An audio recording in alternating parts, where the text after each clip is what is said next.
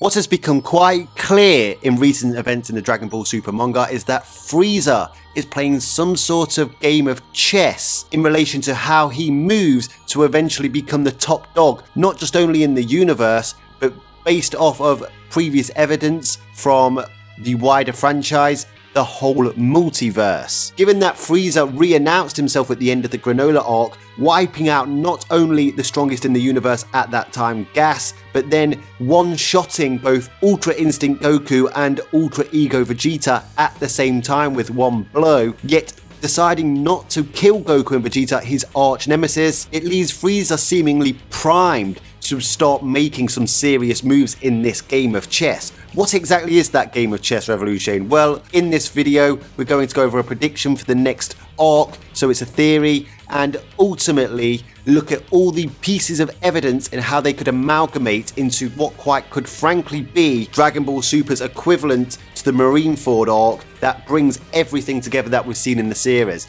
I'm calling it the Multiversal Crisis War arc, paying homage to DC's Infinite Crisis storyline. So Frieza has simply been set up to be one of the strongest in the universe after his new black transformation, becoming Black Frieza. However, he isn't just strong, that's not what that arc did. It also set him up to be a bit of a strategic mastermind. Not necessarily a strategist in battle, as is often the case in Dragon Ball, but strategic in terms of tactical warfare, I guess you could say. And that's why I keep making the reference to a chessboard. Frieza is playing some sort of overarching game concerning all the characters in Dragon Ball right now.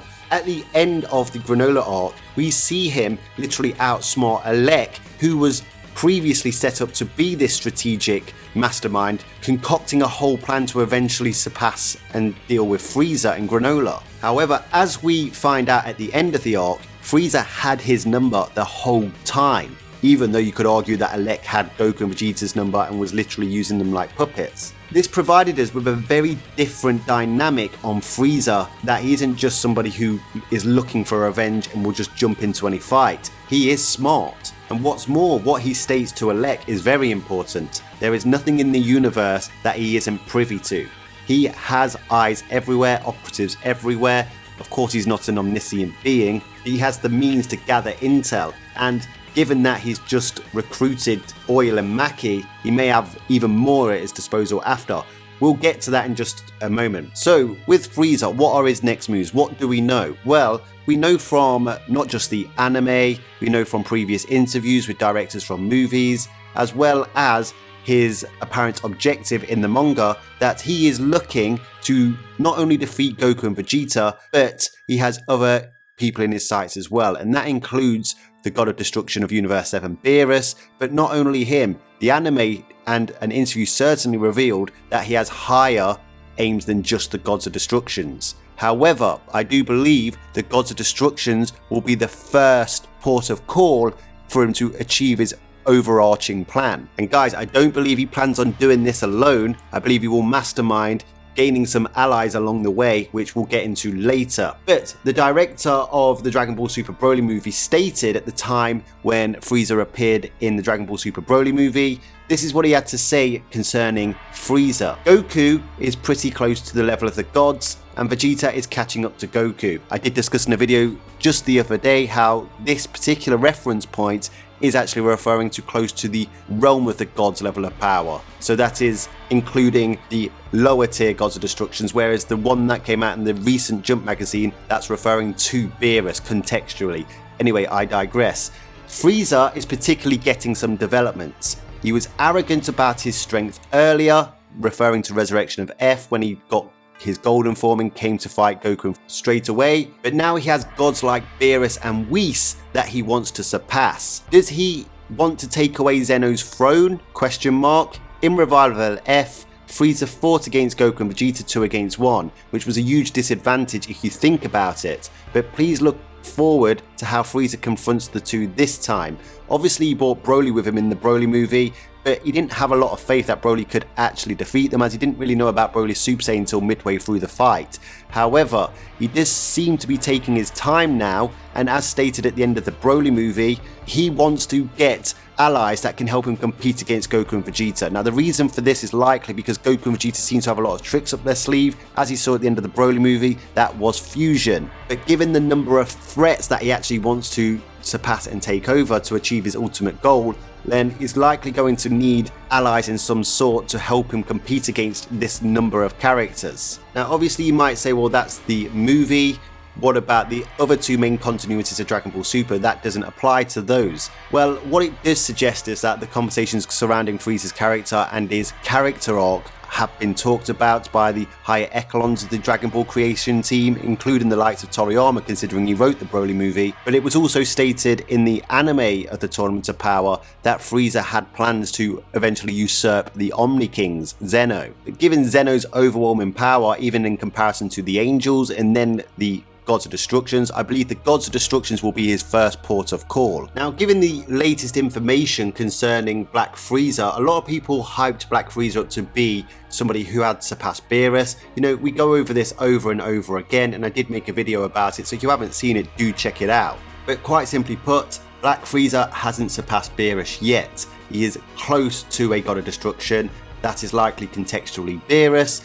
So therefore, he is close, but no cigar. He isn't quite as strong as Beerus. Obviously, Beerus isn't all he has to deal with. He will have to deal with the likes of Goku and Vegeta. He knows that Goku in particular has a lot of allies, especially on Earth, as well as potentially Granola and Beerus. He knows that there are other powerful entities in other universes that could step up to stop him if he was to go beyond Beerus and go for the Omni King, such as the legendary assassin Hit, Jiren and the Pride Troopers. There are even other Saiyans out there. Kale has a lot of potential. Then of course there are the other Gods of Destructions. Now whilst Frieza has his ear to the ground and has a lot of intel in Universe 7, there may be some things that he doesn't know. He likely doesn't know that killing the Supreme Kai will kill the Gods of Destructions for a start, like Zamasu did. Zamasu was a Kai, so he was very privy to that ruling. Frieza also might not be aware that Beerus is one of the stronger Gods of Destructions, so when making plans to eradicate all the Gods of Destructions, he will likely be considering them all Beerus as equals.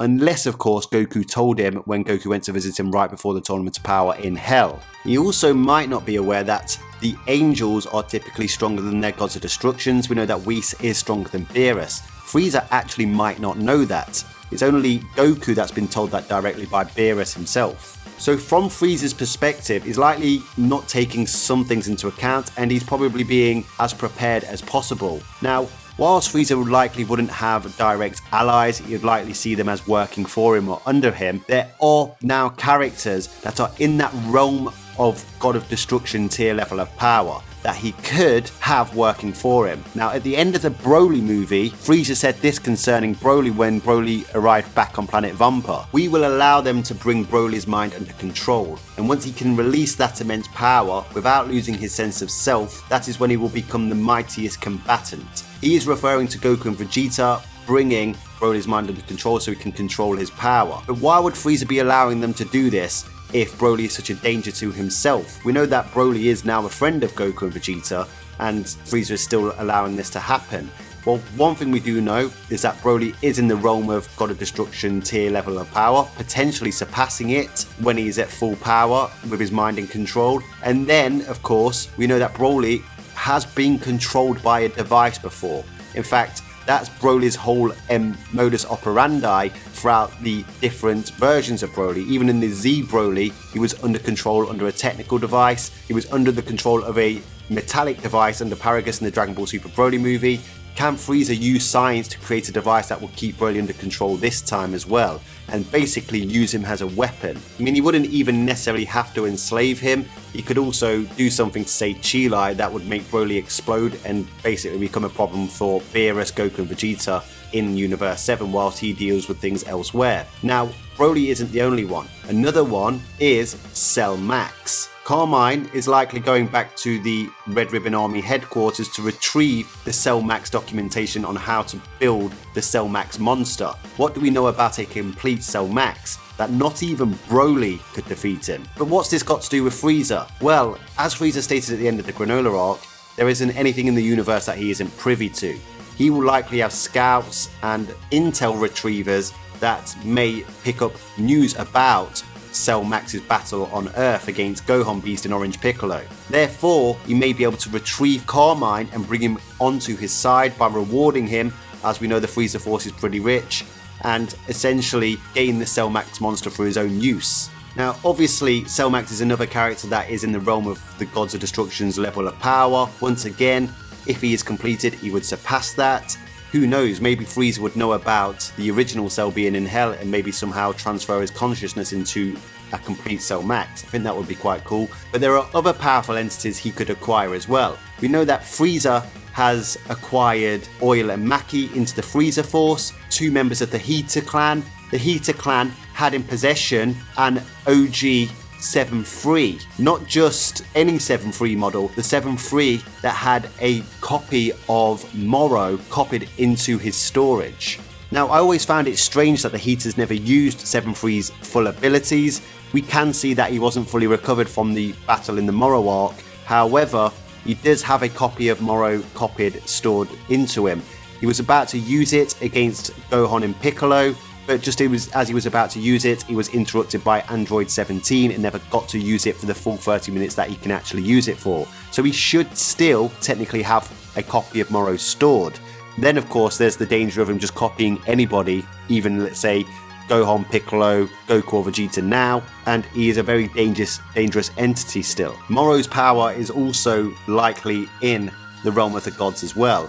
So there are characters that he can bring to his side and have work for him or underneath him to eventually compete with the gods of destructions, Goku and Vegeta and their allies. And don't forget, Oil and Maki will be able to inform him about Zuno that the Heaters found out from 7-3, who is basically an omniscient being. Now, in terms of other characters that are in the realm of the gods, we obviously know the Pride Troopers on evil. They would be unlikely to side with Frieza, unless Frieza could bargain with Jiren and help him find his master's killer. For example, he does know Jiren's desire and what he wanted the Super Dragon Balls for. I still find it unlikely. Toppo might be at that level now. Toppo's unlikely to work for him. Then of course there's Hit, who might be at that level now. I guess he could hire Hit, but pretty much as far as Frieza's concerned, that's all he knows unless he goes scouting and finds somebody. But there are a number of characters that could help him achieve his goals. The Angels will not initially get in his way, and as soon as the Gods of Destructions are defeated, the Supreme Kais will vanish as well as the Angels. It would leave the multiverse in absolute chaos without the Gods of Destructions and the Gods of Creations, whose jobs it is to maintain balance. It would literally lead to a multiversal crisis. That, guys, would likely summon forth the Omni King into the universes to check out what's going on. Maybe that's his game plan. And whilst this is a very elaborate theory and an arc, you've got to consider there are reasons why Frieza is not killing Goku and Vegeta when he had the chance. He could have wiped them out right there and then. Now, there may have been a few reasons he may have hesitated. Maybe he didn't want them to fuse. Maybe he knows that they could get wished back by the Dragon Balls. Or maybe he's using Goku just like Vegeta does as a means to continue getting stronger. But he may be looking at the bigger picture on how he can gain further allies to achieve his goals, as stated by the director from the Broly movie. Everybody expected more multiversal storylines after the Tournament of Power, but the Broly arc, the Moro arc, the Granola arc and the Superhero arc have all taken place in Universe 7. I think there's a high chance the next arc takes place on the multiversal scale, and we know Frieza is going to be a big player in that game. Let me know what you think down in the comments about this theory. Anything you think could happen? I would like to know your theories on what you think could happen in the next arc. It's going to be a big arc. I think it has to be a good arc, and it needs to be a Marineford level arc, if I'm being brutally honest, for this series to continue to thrive. Let me know your thoughts. Smash a like on the video. Subscribe if you haven't subscribed. Until next time, Ad Astra.